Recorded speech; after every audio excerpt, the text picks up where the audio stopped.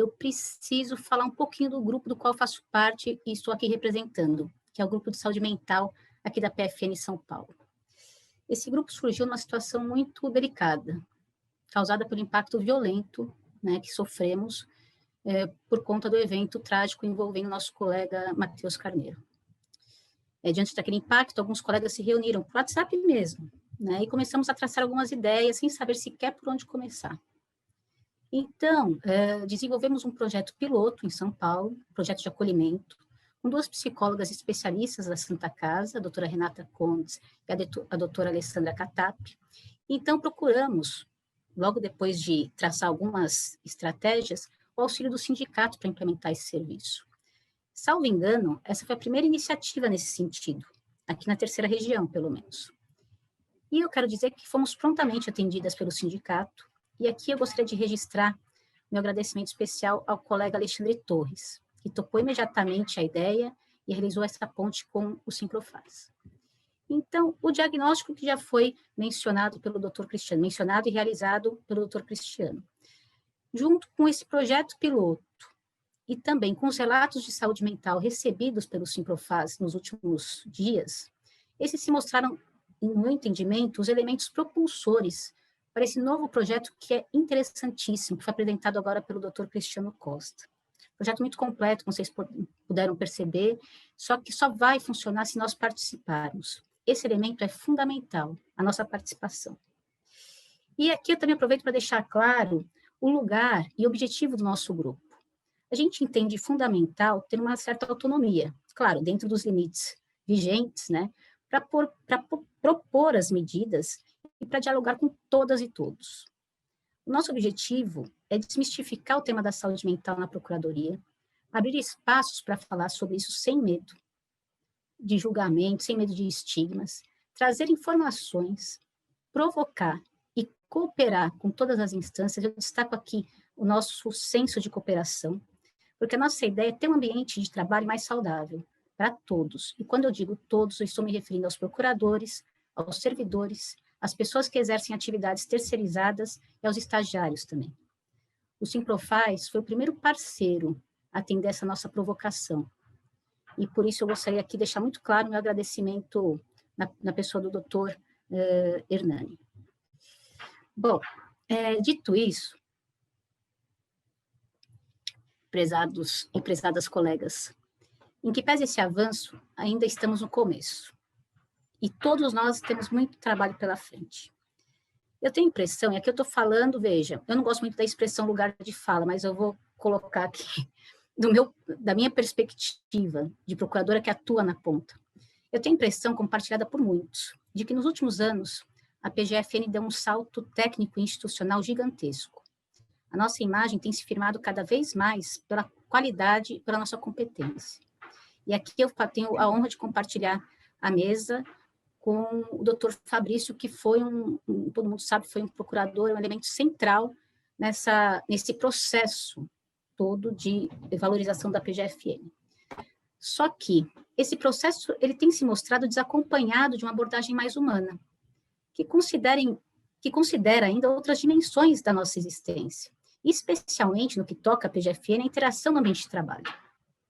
Né? E todo esse movimento de valorização não considerou também a sobrecarga constante das atividades que todos nós que integramos o quadro da Procuradoria sofremos. Eu quero destacar aqui um ponto que eu acho fundamental, e tem bem a ver com o que a doutora Geice estava colocando agora há pouco. A sobrecarga ela não significa apenas o número de processos, mas também, principalmente, o contexto em que o trabalho está sendo desenvolvido. Então, a gente tem prazo, carga cognitiva demandada, medo de errar, o receio de ser punido, o olhar do outro sobre a nossa atuação, o medo da corregedoria, a falta de tempo para conversar com os colegas, inclusive com colegas dentro da mesma sala.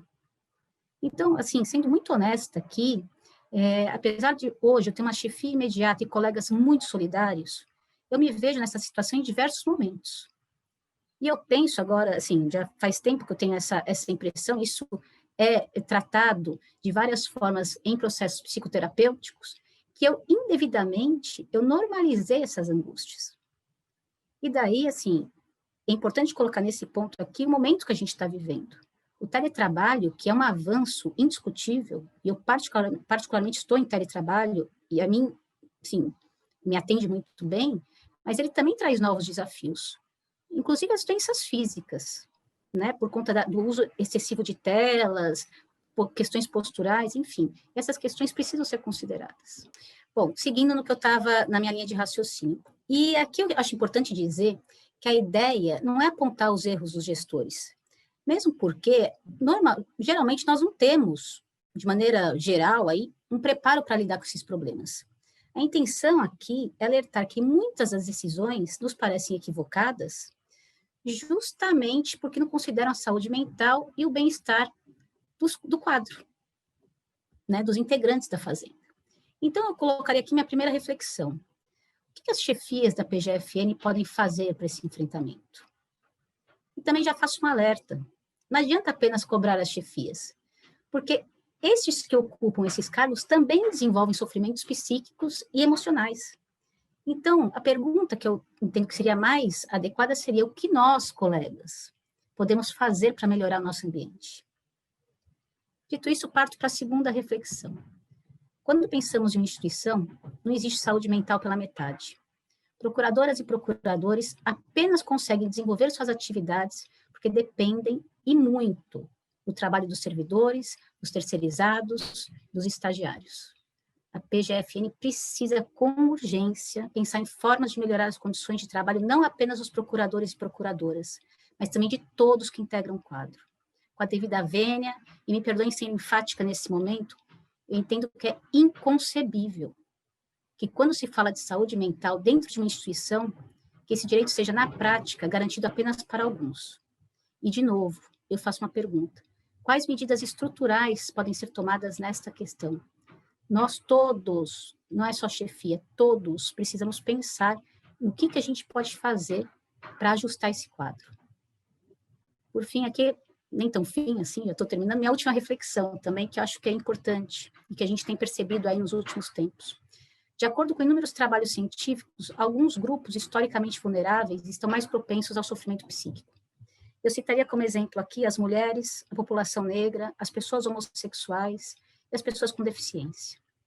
E daí eu faço a pergunta: houve alguma medida específica e estrutural para dar suporte às procuradoras, às servidoras, às estagiárias, às terceirizadas, que são mães de crianças pequenas, durante essa pandemia?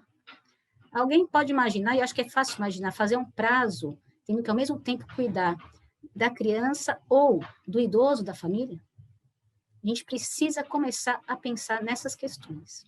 E agora, falando de raça, um pouquinho. Alguém teve oportunidade de conversar com algum colega negro sobre o sofrimento emocional causado pelo racismo? E nesse ponto aqui, eu gostaria de abrir um parênteses.